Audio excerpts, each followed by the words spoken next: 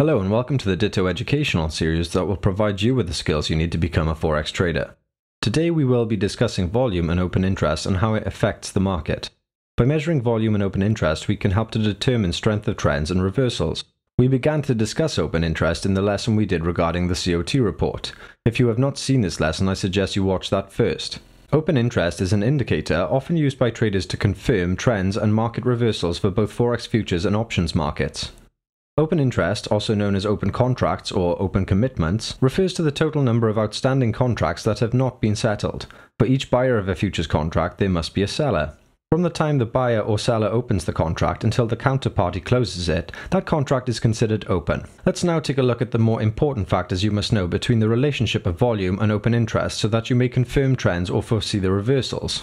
Firstly, we must note that volume in Forex is not an especially reliable tool due to the fact that Forex is a decentralized exchange.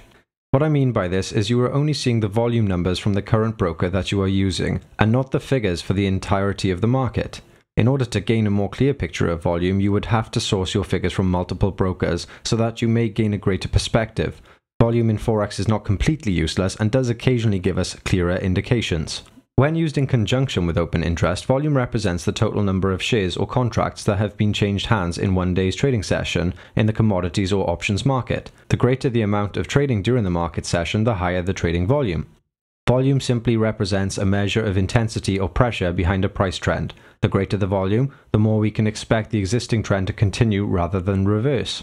Some traders believe that volume precedes price. The idea is that the loss of either upside pressure in an uptrend or downside pressure in a downtrend will show up in the volume figures before presenting itself in a reversal on a chart.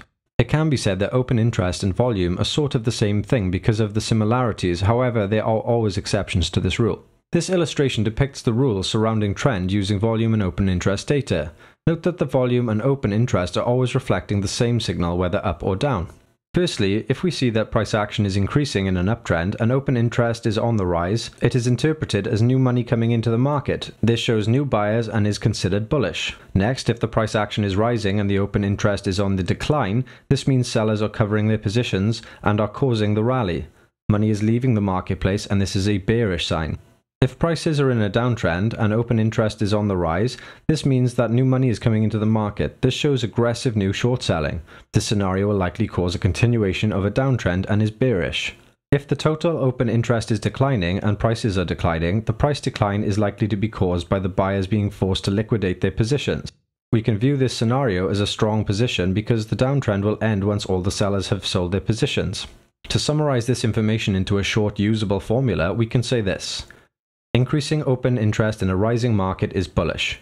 Declining open interest in a rising market is bearish. Increasing open interest in a declining market is bearish. Declining open interest in a declining market is bullish. It personally helps me to remember this by considering double positives as bullish and positive negatives as bearish. In other words, increasing open interest in rising markets and declining open interest in declining markets are bullish. They are both going in the same direction, and when they are not, it's a bearish signal. When using open interest to determine trends and reversals, it is mostly important to remember these rules and the summary of these rules. We can apply these rules in conjunction with our other analysis. For instance, we previously talked about net positioning in accordance with the COT report. If we combine our knowledge of net positioning in conjunction with open interest and daily candlestick analysis, along prominent support and resistance levels, we may be able to use these signals to predict significant reversals as well as trend continuations.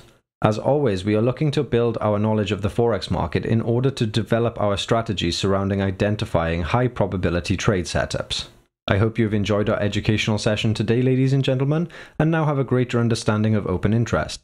Please take your time to contemplate what you have learned here today, and remember that contemplation is the key to learning. Thank you for watching the video. If you enjoyed our educational sessions, then please like and subscribe.